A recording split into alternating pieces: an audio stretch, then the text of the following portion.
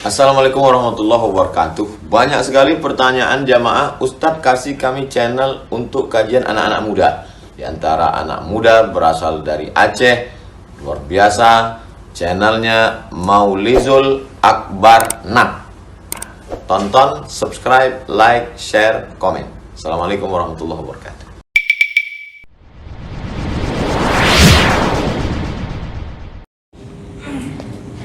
Assalamualaikum warahmatullahi wabarakatuh. Alhamdulillahi rabbil alamin. Wa bihi nasta'in ala umuri dunya waddin. Asyhadu an la ilaha illallah wahdahu la syarika lah. Wa asyhadu anna Muhammadan 'abduhu wa rasuluhul karim. Allahumma salli wa sallim على نبينا المصطفى محمد وعلى آله وأصحابه أجمعين. أما بعد، رب اشرح لي صدري ويسر لي أمري واحلل عقدة من لساني يفقهوا قولي.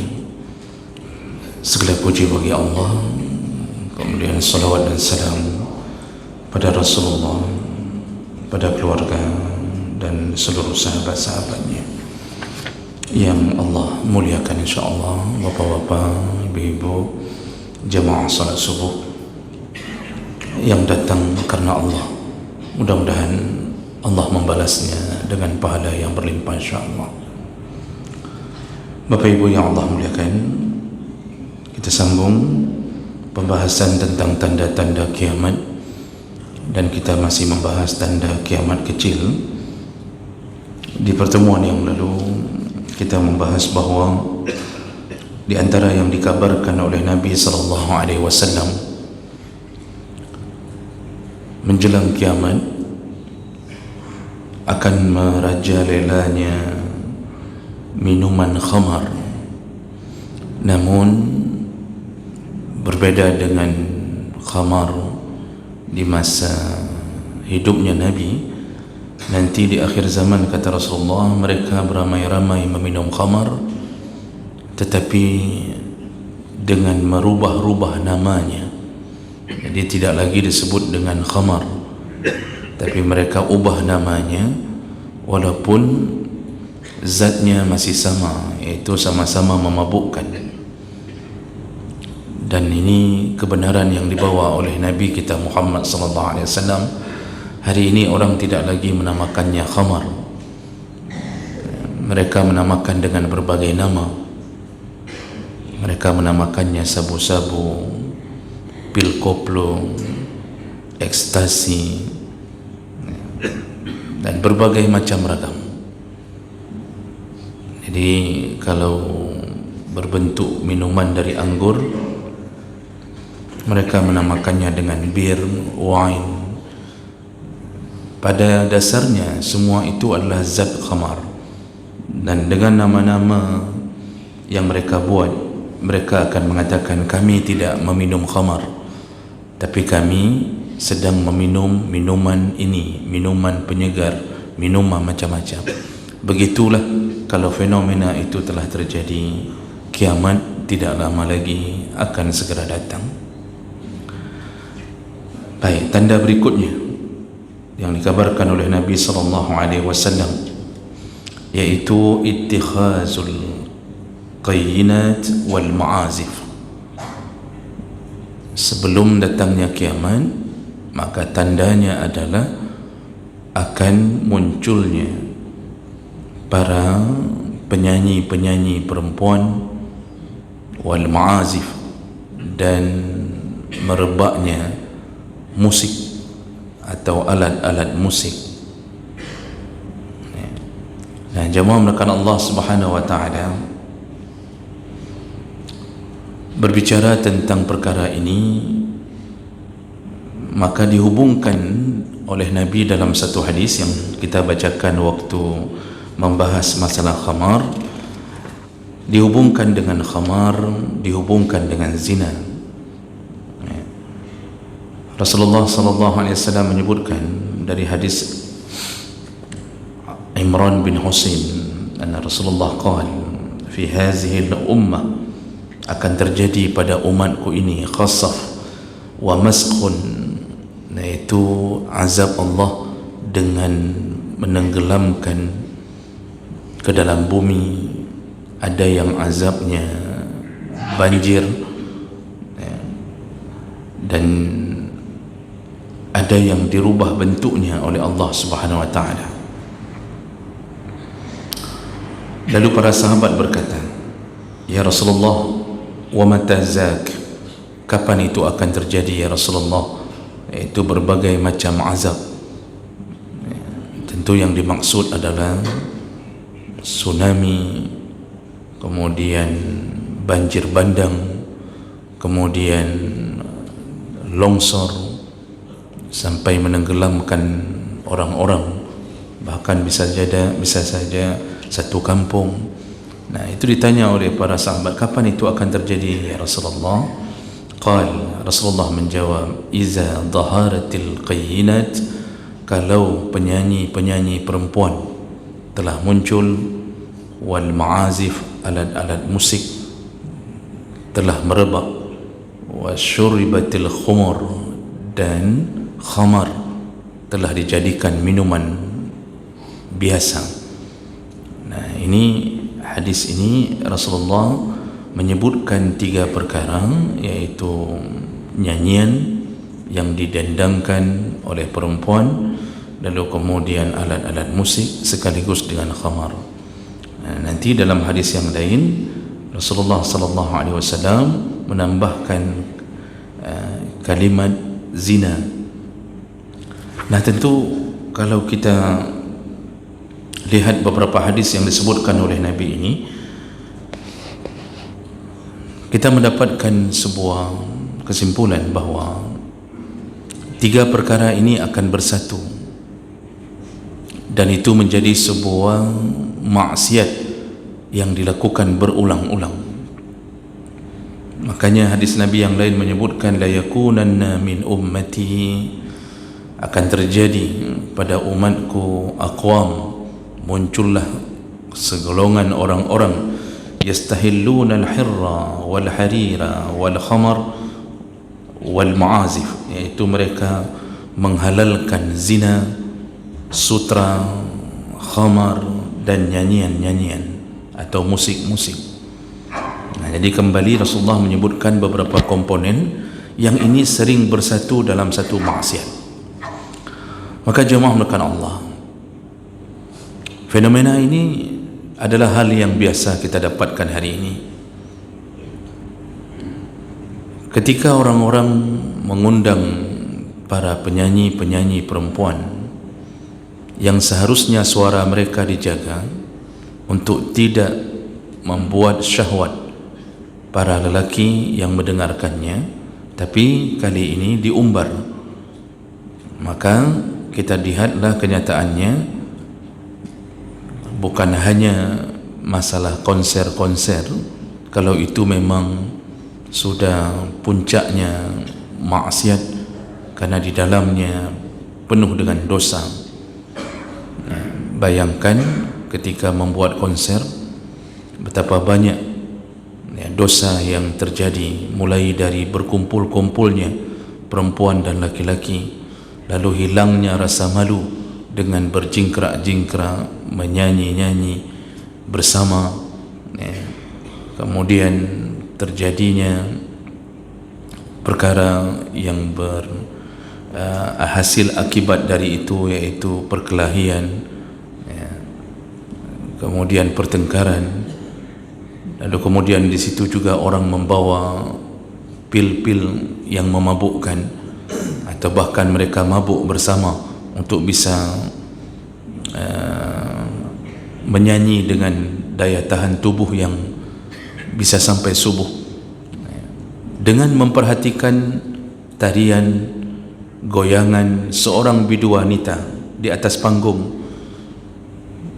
Setelah pulang dari situ, karena tadi sudah menimbulkan syahwat dengan tarian-tarian tersebut, dengan nyanyian-nyanyian tersebut, apalagi yang diundang itu model-model konser dangdut dan sejenisnya, Maka ketika para lelaki ini pulang dari tempat tersebut, mereka membuat janjian kepada orang yang ikut bersamanya, dan mereka kemudian melakukan zina,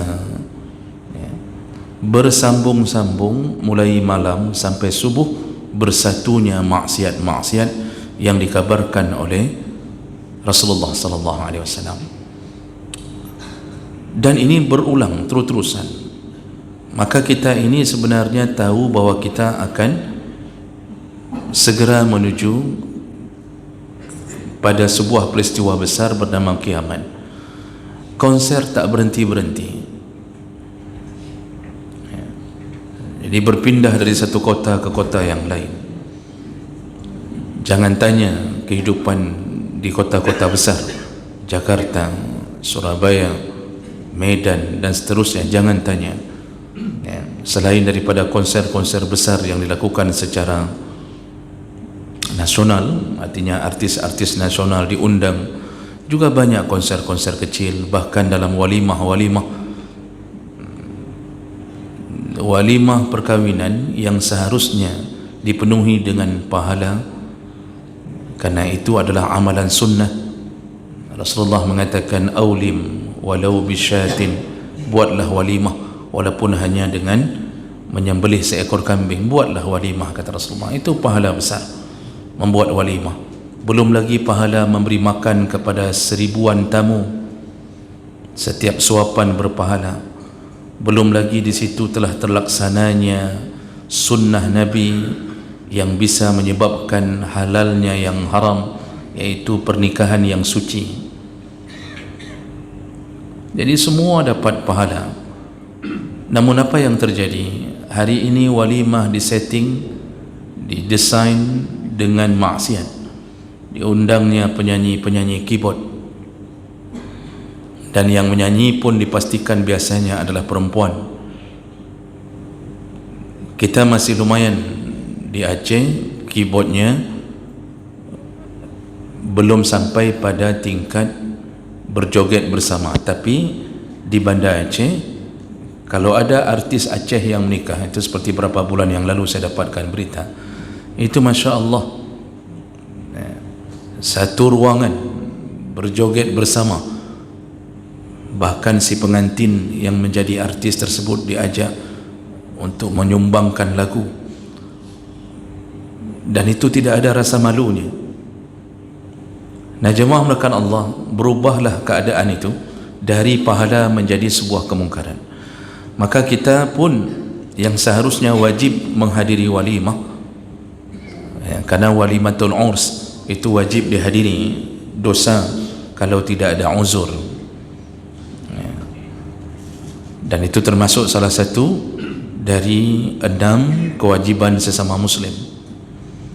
Namun hukum itu berubah hanya karena ada kemungkaran di dalamnya.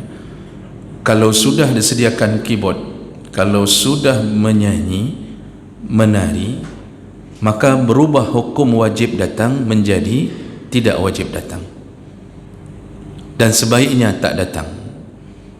Dengan datang, apalagi yang datang itu orang-orang yang dianggap punya ilmu, punya kedudukan, dia datang, itu lebih besar kemakruhannya. Artinya anjuran itu tidak datang kuat sekali. Kenapa?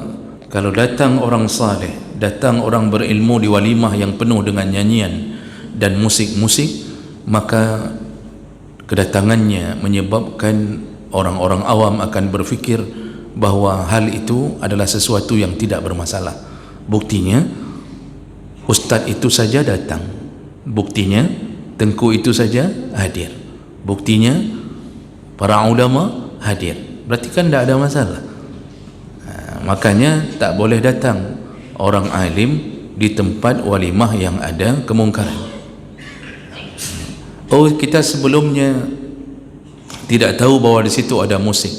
Begitu datang di tempat itu ada musik, maka lebih utama untuk pulang. Jangan lanjutkan. Amplop pun tak usah berikan. Bawa pulang saja amplopnya. Kasih saja ke fakir dan miskin. Kenapa hajuk buat walimah yang banyak sekali maksiat di dalamnya. Jadi ini sampai membatalkan hukum wajib. Karena apa? Salah satunya para ulama sepakat kalau ada tarian dan nyanyian. Jadi ini perkara-perkara yang hari ini dianggap biasa. Jadi semua menghiasi dengan hal-hal begitu. Padahal kebodohan itu dipelihara. Orang Aceh mengatakan bangai baik dipelihara, kata orang Aceh. Bagaimana, di mana duduk bodohnya? Musik begitu besarnya sampai kita datang ke walimah, ngomong dengan kawan yang sebangku atau teman yang kita duduk dekat dengan dia, ngomong pun kita tidak terdengar, apalagi yang duduk langsung di depan speakernya, Bang. Itu memang terasa seperti kiamat. Teman SD yang sudah 25 tahun tak bertemu, ketemu di walimah, mau bertegur sapa, menceritakan pengalaman waktu di celana dulu, tidak bisa cerita apa. Tidak bisa cerita. Dipenuhi ruangan itu dengan musik, mau diskusi saja tak bisa. Sedangkan pemilik hajat mengira musik itu menyenangkan. Orang yang datang walimah dengan ada musik malah tak ada satupun yang memuji-muji. Saya belum pernah dengar ada orang pulang dari walimah yang di dalamnya ada musik, tarian dangdut, lalu kemudian mereka mengatakan bahwa Masya Allah luar biasa walimahnya, bagus sekali nyanyiannya. Tak ada apa? Tak ada. Yang sering saya dengar adalah hana ada dengar tapu, kita tak dengar apapun, lagi acara jin, katanya. Jadi sebenarnya sudah bayar, penarinya dibayar, penyanyinya dibayar, lalu membodohi diri sendiri.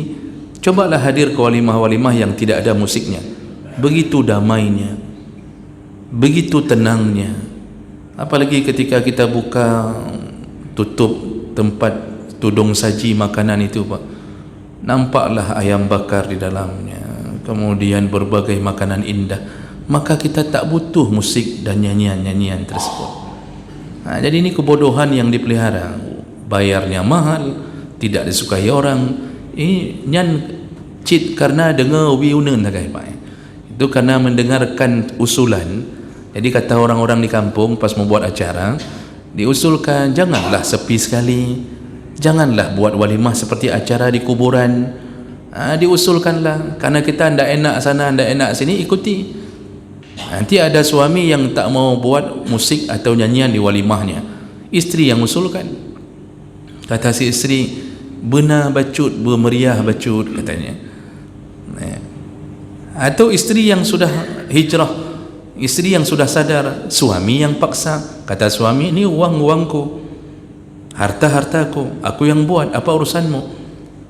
Maka begitulah keadaannya hari ini. Padahal dalil-dalil menunjukkan bahawa musik dan nyanyian itu adalah perkara yang dikabarkan Nabi, adalah perkara yang dicela.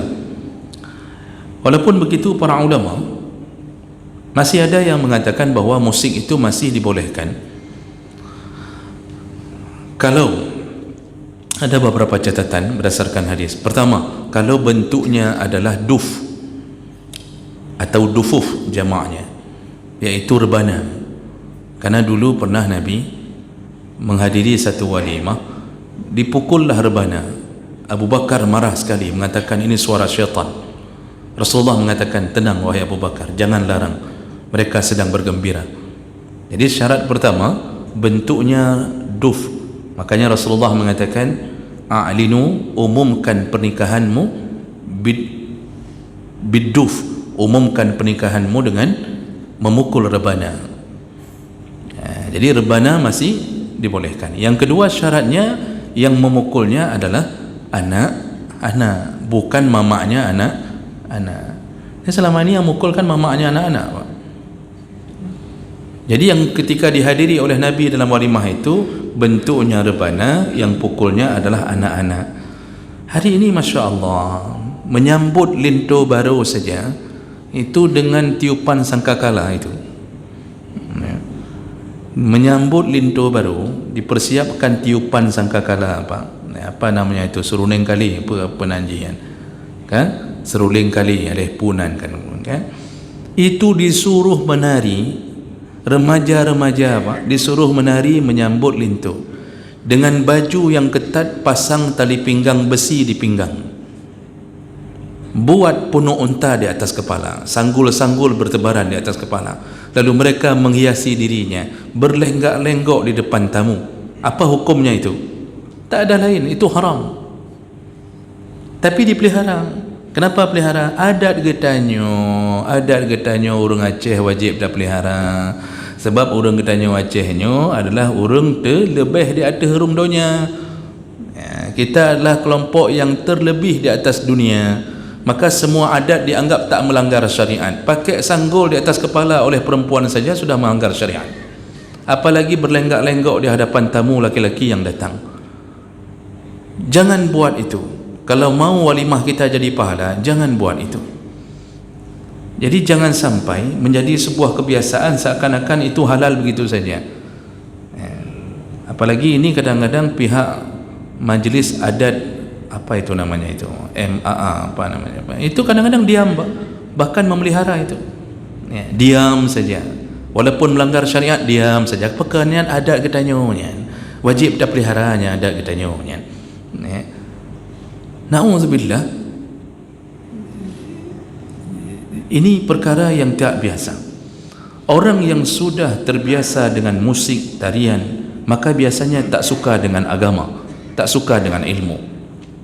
Kalau kita naik mobil dari sini ke Banda Aceh, apa yang kita dengarkan dalam mobil, apa yang kita putar, itulah jiwa kita, itulah kita. Kalau yang kita putarkan adalah sesuatu yang berbau agama, apakah ceramah, Al-Quran, nasihat atau apa sajalah yang sifatnya yang baik, maka malaikat mengiringi perjalanan kita.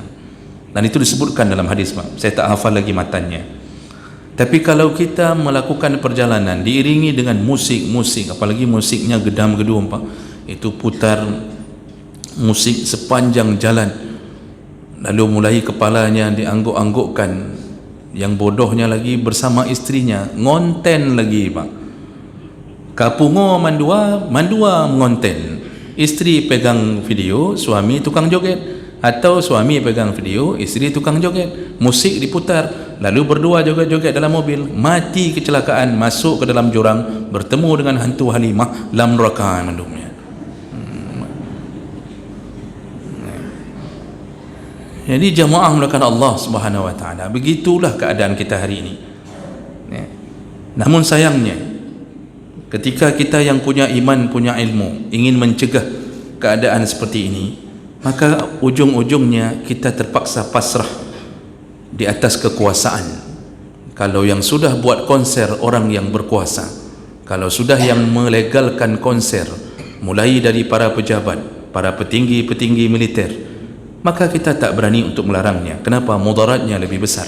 Tapi ingat, Allah Subhanahu wa taala menunggu hari kapan harus ditegakkan syariat ini nanti di hadapan Allah Subhanahu wa taala.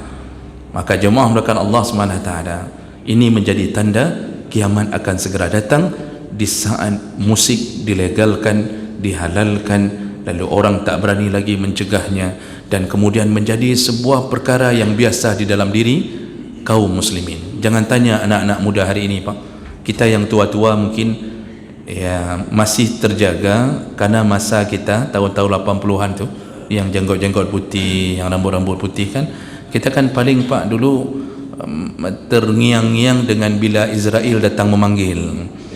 Itu masihlah ketika dengar lagu bila Israel datang memanggil, itu langsung kita seakan-akan bertemu dengan Israel. Hari ini ada lagi lagu-lagu bila Israel datang memanggil Pak? Oh, tak ada Pak. Jadi janjinya masalah pacaran, apabila engkau datang aku memenuhi janjimu, engkaulah harapanku, engkaulah ini, dan macam model hari ini. Masya Allah. Bapak Ibu, masukkan anak-anak kita di tempat-tempat sekolah yang baik. Jangan biarkan mereka tenggelam dalam dunia musik. Hati-hati menjadi guru-guru musik, hati-hati menjadi guru-guru kesenian. Ketika meninggal, anak-anak yang kita didik mengenal do, re, mi, fa, sol, la, si, do dari kita. Sebagaimana orang-orang dapat pahala dan dapat jariah memperkenalkan Al-Fatihah pertama, begitu juga orang-orang yang memperkenalkan seni-seni musik ini disuruh anaknya di SMP, SMA berjoget. Ada yang ditawarkan, nak ni ada dibuka ni Indonesian Idol, kamu ikut ya nak, untuk membanggakan sekolah. Banggakan terus sekolah seperti itu, insya-Allah mati pak dikirimkan gaji pensiun yang bernama do re mi fa sol la si do penuh. Cok, habislah kita, tak mampu kita mencegahnya. Kenapa? Banyak dosa jariah kita yang kita telah tanam kepada orang-orang. Berhati-hatilah. Jadi kalau bapak-bapak punya isteri guru kesenian, sebagusnya pak suruh keluar dari PNS, suruh ikut P3K saja ya. Demikian, mudah-mudahan ini bermanfaat bagi kita. Subhanakallahumma wa bihamdik, asyhadu an la ilaha illa anta, astaghfiruka wa atubu ilaik. Wassalamualaikum warahmatullahi wabarakatuh.